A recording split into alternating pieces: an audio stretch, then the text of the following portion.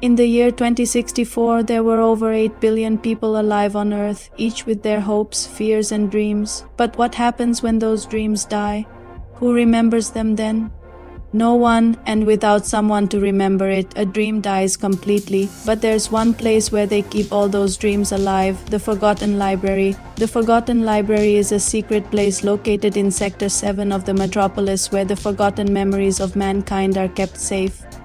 It was a hidden place that no one knew about, that is until Elara found out about it. Elara was an archivist who worked at the Memory Palace, which was responsible for keeping the memories of the city alive. Every day she had to scan old data chips that held people's most precious moments so they wouldn't be lost forever. She was good at her job and loved working at the Memory Palace, but she was bored. One day, while sorting through old files, she came across something strange, a data chip with a red stripe. According to regulations, all data chips were supposed to be white, so she wasn't sure why this one was different. Curiosity got the better of her and she scanned the chip. What she saw on the screen made her heart skip a beat. It was a dream, a beautiful dream of a girl flying through the clouds while laughing. But it wasn't just a dream. As she watched, the girl in the dream began to fade away, becoming nothing but a wisp of smoke. Alarmed, Elara quickly put the chip into the archive's preservation chamber, hoping to stabilize the dream. But when she looked back at the screen, she was horrified to see that the dream had vanished completely. That's when she met Cyrus, a mysterious man who revealed the truth behind the Forgotten Library. He explained that the red, striped data chip was a dream weaver, a device used to capture and store people's dreams, and the dream she had just seen was the last fragment of a girl named Luna. As it turns out, there were other dream weavers hidden away in the archives, each containing the last fragment of a forgotten dream. Over the years, these dreams had been captured by mistake and stored away, never meant to be seen again. But now they were in grave danger because, according to Cyrus, if too many dreams are forgotten, reality itself begins to unravel. Elara was shocked to learn that the dreams people abandon aren't just some wisps of smoke, they're actually living fragments of their souls. If Luna's dream had been allowed to fade away, a part of her would have ceased to exist, and if this continued, the world could literally fall apart. Determined to fix this, Elara and Cyrus set out to find the remaining dream weavers, hoping to restore the forgotten dreams before it's too late. But as they journeyed across the city, they soon realized that it wouldn't be easy. Many of the dream weavers were in heavily guarded facilities like banks and government buildings, while others were in the hands of dangerous collectors who would do anything to keep them from being found. Through it all, Elara remained determined, driven by the memory of Luna and all the other dreamers whose fragments were fading away. But she wasn't the only one looking for the dream weavers. There was someone else searching for them, someone who wanted to use their power for evil. His name was Silas, a man who believed that dreams were a waste and that reality was the only thing that truly mattered.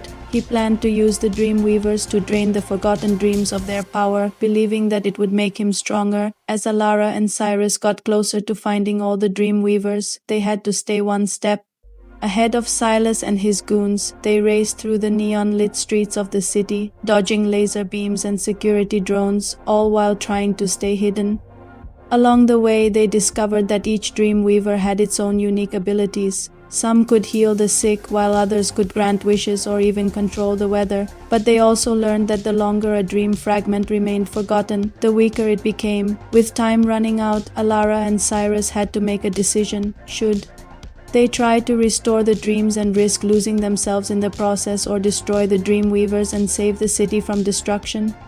Meanwhile, Silas was closing in on the final dream weaver, a device that contained the dream of the city's founder. If he could drain this dream, he would become all-powerful and could reshape reality itself. Just when all hope seemed lost, Elara and Cyrus arrived at the Forgotten Library, the place where all the forgotten dreams were stored. Here they met the librarian, an ancient AI who revealed the true purpose of the library. It wasn't just a place to store dreams, it was a living archive of humanity's memories.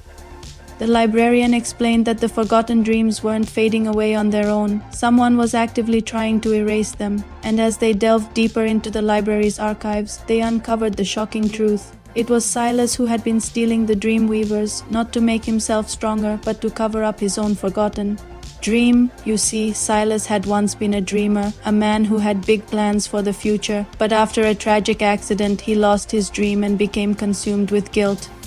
He tried to bury himself in work, but it didn't help. The more successful he became, the more his forgotten dream haunted him. In a moment of weakness, he reached out to the forgotten library, hoping for help. But instead of offering him support, the librarian offered him a deal. If Silas could bring her the fragments of 1,000 dreams, she would help him restore his own. Desperate for a way to move on, Silas agreed and began hunting down the dream weavers. But now that Alara and Cyrus had uncovered his plan, they had to stop him before he completed the ritual. Just as Silas was about to perform the ritual, Alara confronted him, demanding that he give up. Silas was taken aback by her bravery, but he was determined to complete the ritual no matter the cost. The two fought not with weapons or magic, but with their words. Alara reminded Silas of who he once was, the man who had big dreams for the future. She told him that he didn't have to hide from his past and that he could move on without sacrificing his soul. Her words struck a chord with Silas and he hesitated for a moment, but in the next moment he regained his composure and attacked Alara. But this time she was prepared for him. She used her knowledge of the dream weavers' abilities to turn the tables on Silas, sending his goons flying with a wave of her hand. Then, turning her attention back to Silas, she confronted him once more. This time though, she didn't try to talk him down. Instead, she challenged him, daring him to do his worst. Silas was enraged. How dare this girl defy him? He had power over her and he intended to use it. He unleashed a blast of energy at Alara, but she was ready for him. She dodged the attack and retaliated with a blast of her own. The two stood toe to toe, their powers clashing in a spectacular display of light and energy. In the end though, Alara's powers proved too much for Silas to handle. He was sent crashing to the ground, defeated. With Silas defeated, the dream weavers were safe. Alara and Cyrus worked together to restore the forgotten dreams, bringing joy and hope back into the hearts of those who had lost them. And in the end, it was Alara who made the ultimate sacrifice. She chose to give up her own dream so that someone else could have theirs. Herself, Alara vanished into the forgotten library, becoming one with the dreams she had fought so hard to protect. But her sacrifice did not go in vain. The world was saved from destruction and countless lives were made whole once more. As for Cyrus, he continued his work, searching for new dream weavers and restoring the forgotten dreams of mankind. He never forgot Alara and the ultimate sacrifice she had made, and he knew that her spirit lived on in the dreams that they both cherished so much.